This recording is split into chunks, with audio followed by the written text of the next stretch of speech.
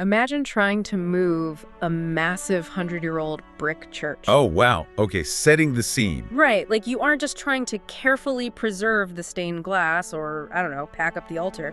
You have to physically lift the entire building. Which is terrifying to even think about. Exactly. You have to slide this custom-built trolley underneath it and then literally roll it miles away because the ground it currently sits on is collapsing. Just a total logistical nightmare. Relocating a single structure like that it's an engineering marvel. It is. Now take that monumental headache, multiply it by 1,000, and imagine trying to do that with the entire city of New Orleans. Yeah, that is a staggering mental image. I mean, moving one building is hard enough, but relocating an entire metropolitan infrastructure, the hospitals, the highways, the neighborhoods, it feels almost beyond comprehension. It really does. But the thing is, that is exactly the scenario we are exploring today. So welcome to this custom deep dive. And I want to say right off the bat, you sent us some incredibly thought-provoking source material for this one. Yeah, really fascinating stuff. Specifically, you sent an email draft dated May 26, 2026, which included this really intense article by Laura Pattison. And the headline of this article, it does not pull any punches whatsoever. No, it really hasn't. It reads, quite starkly, "Rising seas will swallow New Orleans, and people need to start relocating now." That headline is just a heavy dose of reality. Like, it completely bypasses the usual, gentle warnings about climate mitigation and jumps straight into an almost dystopian-sounding endgame. It's a shock to the system for sure. But our mission for today's deep dive is to look right past that initial shock value. We really want to understand the underlying mechanics of the science here. Right, the hard data. Exactly. The deep geological history driving this conclusion, and crucially, what uprooting a living, breathing, culturally irreplaceable major city actually looks like in practice. So, okay, let's unpack this. Because to grasp why these scientists are actively calling for an organized evacuation, we first have to understand the physical reality of where New Orleans sits. Yeah, you really have to start with the geography. Right. It is uniquely doomed by its own physical location. It really is. Yeah. You have to try and visualize the topography here. New Orleans, which has a population of roughly 360,000 people, it doesn't just sit flat on a beach somewhere. It essentially rests inside this massive bowl-shaped basin. A bowl? Yes. The vast majority of the city's landmass is already sitting below sea level. So on a purely structural level, you've got this massive population center situated at the literal bottom of a depression, with the ocean looming right next door. Exactly. And to make matters worse, that depression is built on top of a river delta that is actively shrinking. Okay, wait, explain that a bit. Well, historically, this bowl wasn't just sitting out there completely exposed to the Gulf of Mexico. It was shielded by thousands of square miles of dense coastal wetlands. Ah, the swamps. Right. Those swamps and marshes were the city's natural armor. They absorbed the energy of the water. Like a moat. Yes, exactly like that. If the city is a medieval castle, the wetlands are this massive, sprawling moat that absorbs the impact of invading hurricanes and storm surges. That is a perfect way to look at it. Yeah. But the source material points out that since the 1930s, Louisiana has lost about 2,000 square miles of that wetland armor. Wait, 2,000 square miles? 2,000 square miles. That is the size of the state of Delaware. Just vanished. How does a landmass the size of Delaware just disappear in less than a century? It comes down to us, human intervention. Over decades, we essentially engineered our own vulnerability. How so? Well, first, immense tracts of those wetlands were purposefully drained so we could create solid ground for urban development. We needed room to build. Right, cities have to expand. Sure. But then the oil and gas industry came in, and they dredged thousands of miles of these straight, really deep canals right through the remaining marshland so they could move heavy equipment and lay pipelines. Oh, I see where this is going. Let me make sure I'm wrapping my head around the biology of that for a second. If you take a freshwater swamp and you cut a deep, open channel straight into it from the salty Gulf of Mexico, you are basically inviting pure salt water to just rush right in. Exactly. And that causes an immediate crisis for the ecosystem. Right, it causes osmotic shock. Yeah. The salt water just fries the freshwater plants, and if those plants die, their root systems, which are acting like the netting holding all that loose doot together, they just rot away. So the soil literally disintegrates into the water. That is spot on. The land literally dissolves from the inside out. But the final and perhaps most massive blow to those wetlands was the construction of the Mississippi River levees. The levees. We built these huge concrete and earthen walls to stop the river from flooding the city. Right, which, I mean, sounds completely reasonable if you live there. Oh, totally. You don't want your living room to flood every single spring. Of course not. But river deltas rely on that seasonal flooding to survive. The river carries billions of tons of sediment mud, clay, sand from all across the continent. And it needs to drop that mud somewhere. Exactly. When a river naturally floods, it deposits that fresh mud all over the wetlands, building them up year after year. Delta soil is naturally really spongy. It's full of water and air. So without those layers of fresh sediment being constantly added on top, gravity just takes over. It just squishes down. Basically, yeah. The existing soil just compacts and sinks under its own weight. It is a process called geological subsidence. So going back to the castle moat analogy, by dredging these canals and building these massive levees to keep the city dry, humans essentially drain their own moat. We completely dismantled our own defenses. Yeah. And because those physical defenses are largely gone now, scientists are having to project what the region actually faces in the coming decades without them. And if those defenses are gone, what happens when we look at the timeline?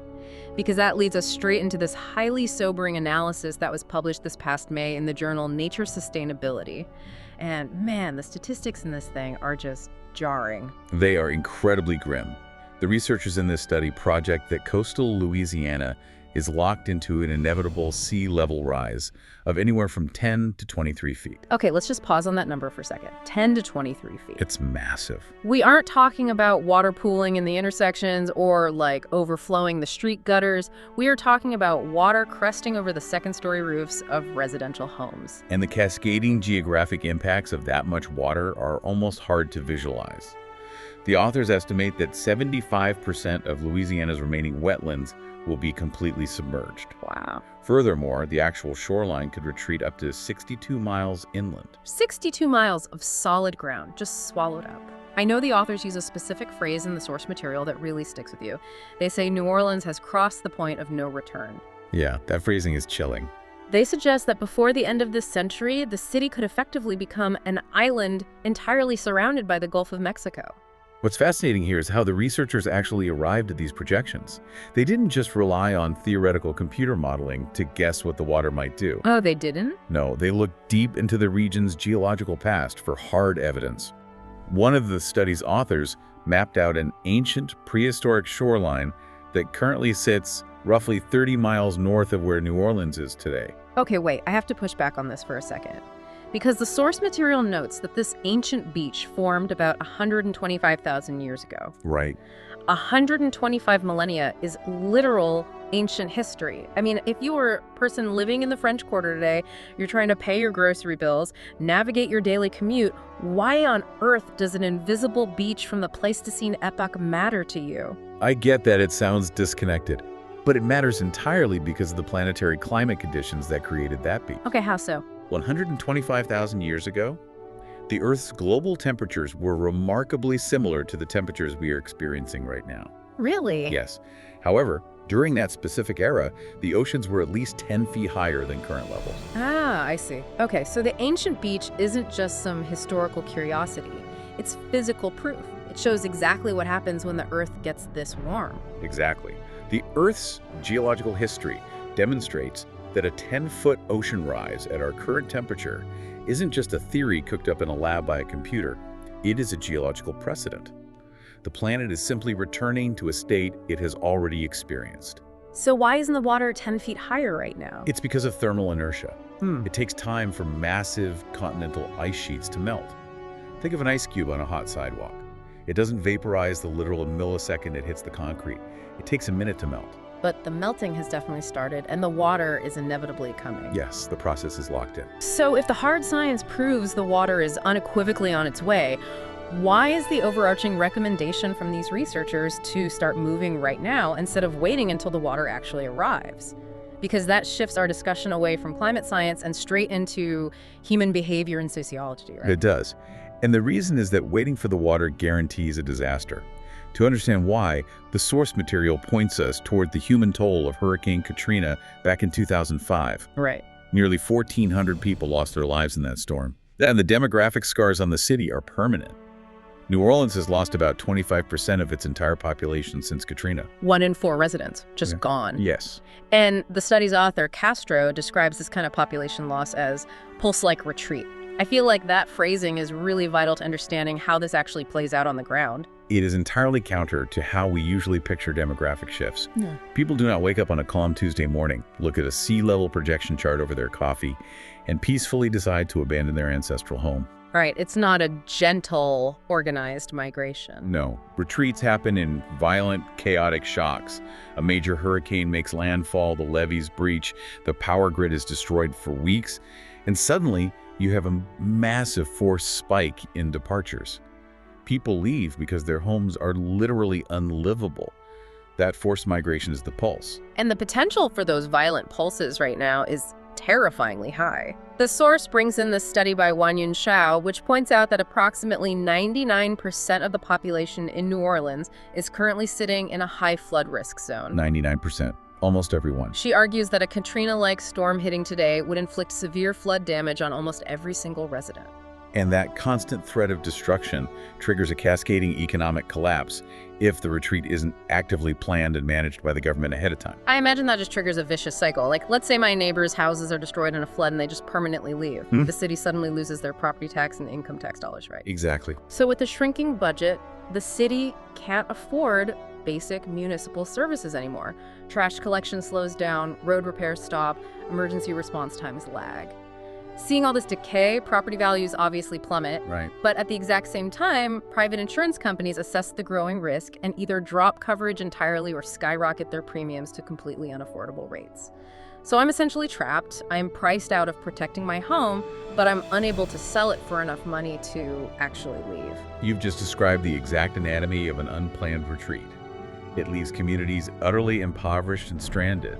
But if you're a homeowner looking at this grim data, your first instinct usually isn't to pack your bags and abandon everything you know. It's to fight back. Human nature. Right. Why not just build taller stilts for the house? Why not invest in better personal flood walls, install heavy-duty sump pumps, and just flood-proof the property? Castro addresses that instinct directly, and the reality she points out is incredibly painful. The financial resources a family possesses are finite. So every single dollar you sink into trying to adapt in place, raising your foundation, buying sandbags, paying exorbitant insurance premiums for a house sitting in a bowl, is a dollar you no longer have when the water eventually rises too high to manage. Oh, wow. So it's a financial trap disguised as resilience. That is exactly what it is. Castro explicitly asks this question in the material. If the writing is on the wall that we need to go eventually, do we want to wait until people's resources are exhausted and there's a crisis? Because waiting until the bank accounts are empty guarantees a humanitarian disaster. A disaster that will fall disproportionately on the poorest residents who had the fewest resources to start with. So the logical conclusion from the data is that a planned, proactive relocation is infinitely safer and more humane than a desperate, chaotic flight. But that introduces an almost absurd question. Right, the elephant in the room. Can you actually relocate a city? I mean, is there any modern precedent for packing up an entire town and moving it to safer ground? Surprisingly, there is actually a blueprint currently in action right now. The source material highlights the town of Kiruna in Arctic Sweden. Okay, Sweden. Now, they aren't running from the ocean, but rather from a collapsing earth. Kiruna was built over a massive iron ore mine, and decades of deep subterranean mining severely fractured the bedrock, and the ground beneath the city began to literally cave in. Wow, so they just decided to leave. They voted back in 2004 to undertake a massive, meticulously planned, decades-long relocation. The project is expected to finish in 2035. They are systematically moving the entire town miles away. That is wild. It requires an unbelievable level of dedication. Like we mentioned at the start, just last year, they successfully moved their historic, century-old brick church to the new town center. They placed the entire structure on a specially designed trolley and just drove it away. Which is a brilliant engineering feat. But moving a physical building in Sweden is, at its core, an engineering problem. Moving the soul of New Orleans, I mean, the centuries of jazz, the culinary history, the deep multi-generational neighborhood bonds, that is a profoundly human problem. It's completely different. You can put bricks on a trolley, but you cannot put a culture on a flatbed truck. No, you really can't. And that is the exact crux of the cultural backlash against these relocation proposals. Now, some researchers, like Castro, maintain a fairly optimistic view. She advocates for creating a New Orleans 2.0 on higher ground. Okay. Her belief is that if the physical infrastructure is rebuilt safely, the people will migrate together and the unique spirit of the city will survive the journey. But the source material makes it very clear that not everyone shares that optimism. We're introduced to Beverly Wright, who's the founder and executive director of the Deep South Center for Environmental Justice. Her roots in the city are incredibly deep. The text notes she is an 8th-generation resident, and she pushes back hard against the idea of a clean, simple cultural transplant. Wright's perspective is deeply grounded in the lived reality of how culture actually forms. The soul of New Orleans didn't materialize in a vacuum, No, of course not. It grew organically over centuries, from the shared struggles, the triumphs, and the daily interactions of people living within very specific physical neighborhoods. Her fear is that the moment you fracture the physical geography of those neighborhoods, you sever the intangible human bonds that created the culture in the first place. And it's crucial to understand here that Wright is a scientist herself. She isn't denying the physics of climate change. She knows the sea level is rising. But her fears about the sheer inequity of a forced relocation are profound. Very much so. She explicitly worries about the racial and economic dynamics.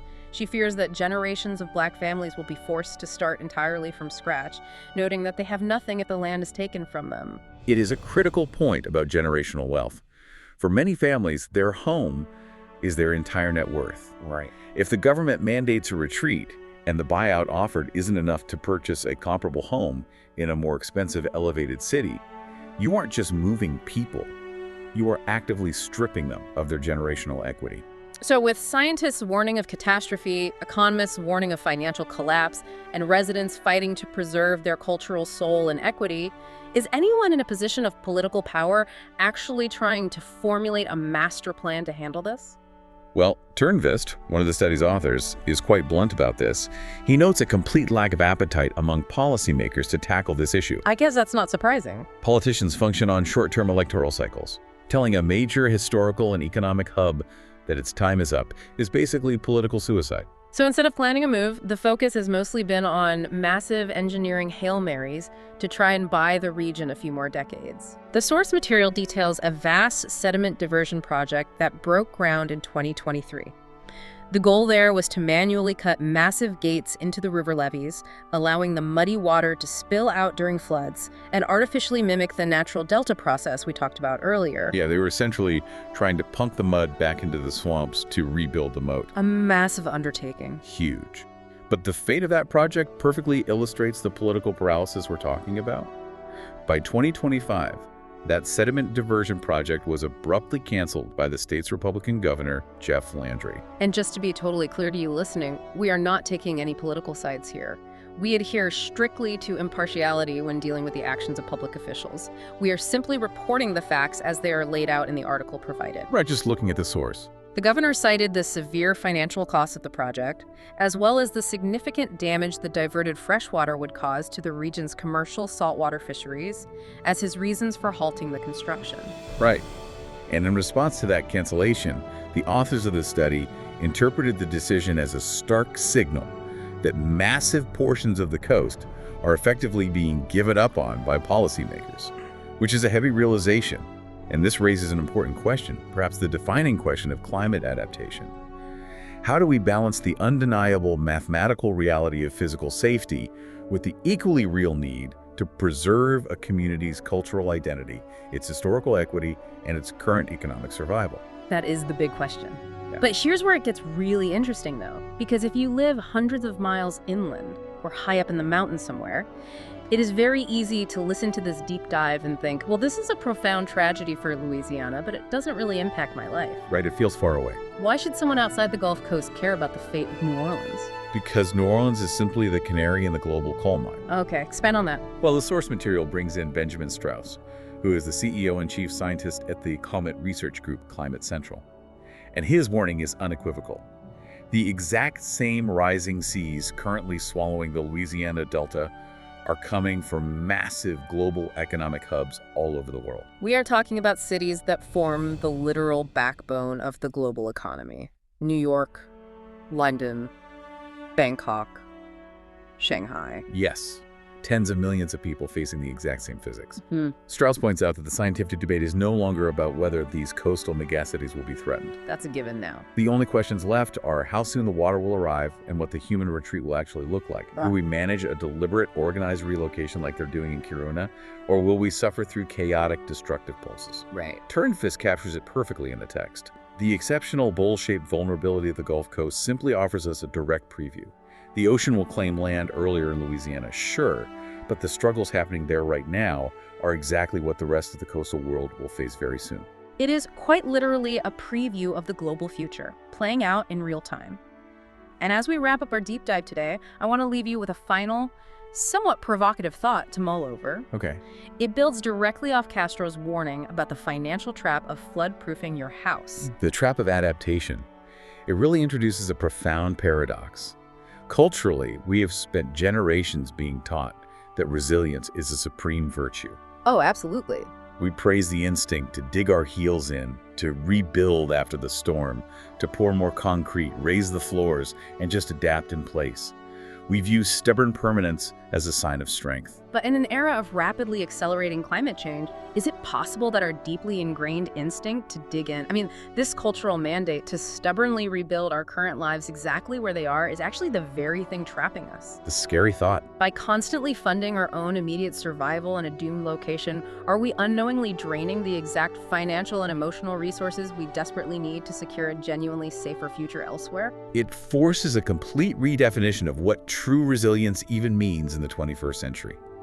Sometimes, the strongest, most resilient thing a community can do isn't to build a higher wall. Yeah. Sometimes true strength is knowing when it is time to pack up the church, load the trolley, and draw a completely new map. A completely new map. Thank you for bringing such a challenging, vital piece of source material to the table today. This has been a truly eye-opening conversation, and we hope it provided the deep context you were looking for. Keep questioning the lines on those maps.